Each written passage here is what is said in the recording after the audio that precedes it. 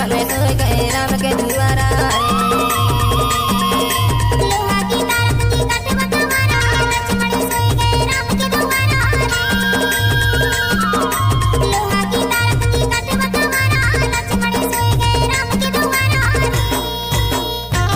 आप सुन रहे हैं देवा मरकाम का मिक्स किया हुआ गाना।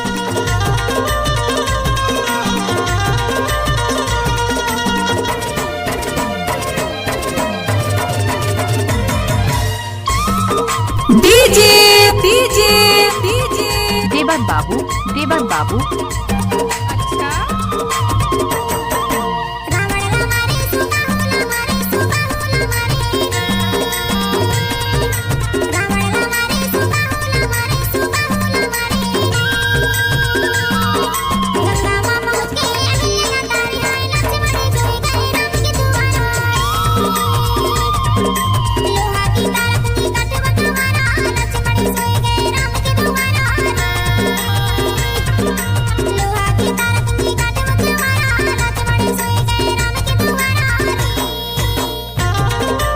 अगर किसी भी गाने को मिक्स करना है तो देवा मरकाम का बायां हाथ का खेल है।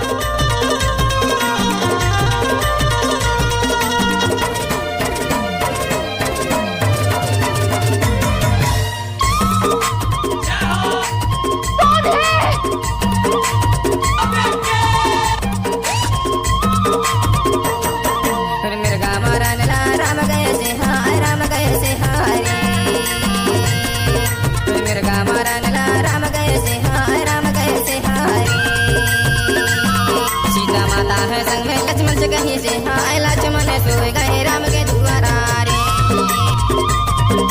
लोहा के तार कुची काटवा कवारा लक्ष्मण सोए गए राम के दुआरा रे लोहा के तार कुची काटवा कवारा लक्ष्मण सोए गए राम के दुआरा रे